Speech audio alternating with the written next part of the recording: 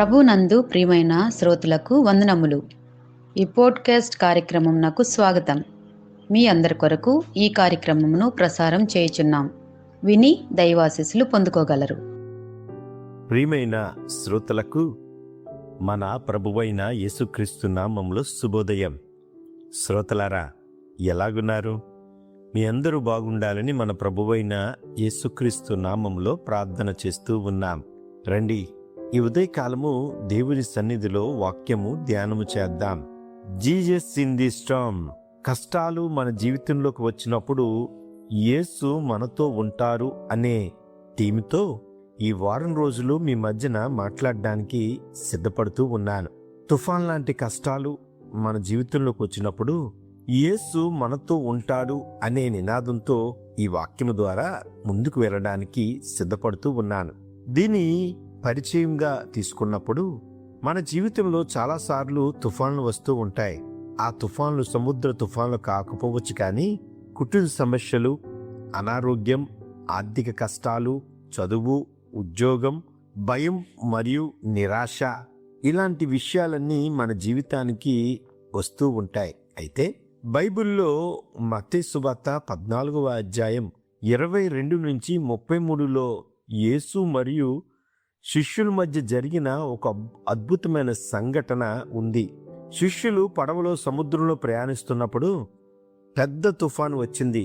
వారు చాలా భయపడ్డారు, కానీ యేసు నీళ్ల మీద నడుస్తూ వారి వద్దకు వచ్చాడు. ఈ సంఘటన మనకు యేసు తుఫాన్లో కూడా మనతో ఉంటాడు అనేది నేర్పుతూ ఉంది. అయితే ఈ ఉదయకాలము దాన్ని బేస్ చేసుకుని ఈ వారం రోజులు 7 విషయాలు మీ మధ్యన చెప్పడానికి సిద్ధపడుతూ ఉన్నాను.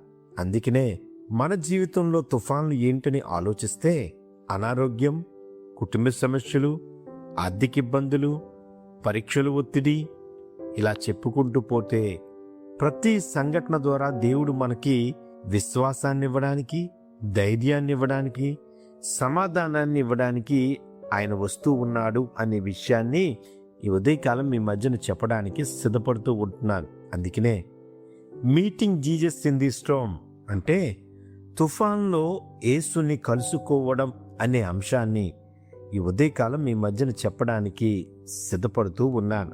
ప్రియమైన వారలారా, ఈ అంశము ద్వారా మత్తయి సువార్త 14వ అధ్యాయము 22 నుంచి 27 వచనాలు చదివితే, శిష్యులు యేసు చెప్పినట్లే పడవలో వెళ్ళారు. అయినా తుఫాను వచ్చింది. అయితే దేవుని చిత్తంలో ఉన్నా కూడా సమస్యలు రావచ్చు అనే విషయాన్ని మనం గమనించాలి. రెండవది, కష్టాల్లో మనం భయపడడం సహజం. మూడవది, యేసు మన కష్టాలను చూస్తాడు. నాలుగవది, ఆయన మన దగ్గరకు వస్తాడు. ఐదవది, భయపడినప్పుడు ఆయనను మనము గుర్తించలేం. ఆరవది, యేసు మనకు ధైర్యాన్ని ఇస్తాడు. ఏడవది, ఆయన మాట భయపడకుడి. వెంటనే యేసు ధైర్యం తెచ్చుకునుండి, నేనే, భయపడకుడని వారితో చెప్పగా. ప్రియమైన వారలారా, ఒక విద్యార్థి పరీక్షల సమయంలో భయపడతాడు, కానీ దేవుణ్ణి ప్రార్థిస్తే ధైర్యం వస్తుంది, ఫలితం భయం తగ్గిపోతుంది, విశ్వాసం పెరుగుతుంది. మన జీవితాల్లో కూడా కష్టాలు వస్తాయి. ఎవరికీ చెప్పుకోని అనారోగ్య పరిస్థితులు, ఆర్థిక ఇబ్బందులు, కుటుంబంలో సమస్యలు, చదువు, వివాహాలు, ఉద్యోగ ఒత్తిళ్లు, ఇలాంటివన్నీ మన జీవితాల్లో భయం, నిరాశల్లోకి మనం తీసుకెళ్ళిపోతాయి. దేవుడు చెప్తున్నాడు, యేసు ప్రభు, నేనున్నాను మీతో పాటు, మీకు విశ్వాసం కలిగించడానికి, ఆ సమస్య నుంచి మీరు బయటికి తీసుకురావడానికి నేను ఉన్నాను. అందుకనే దేవుడు మాట్లాడుతున్న మాట, ఇదిగో ఆ సమయంలో దేవుణ్ణి మనం కలుసుకోవాలి. నిజంగా దేవుణ్ణి మనం కలుసుకోగలిగితే దేవుడు మన జీవితాల్లో కార్యం చేయడానికి సిద్ధపడుతూ ఉన్నారు. మనం ఏం చేయాలంటే విశ్వాసంతో దేవుని ఎదుట ప్రార్థన చెయ్యాలి.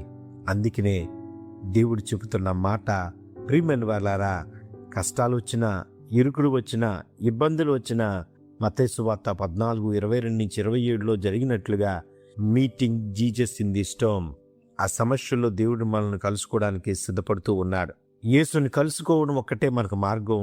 ఆ మార్గం కొరకు ఆలోచిద్దాం, ప్రార్థన చేసుకుందాం, మన జీవితానికి అన్వయించుకుందాం. సమస్యల్లో దేవుని కోసం వెతకాలి.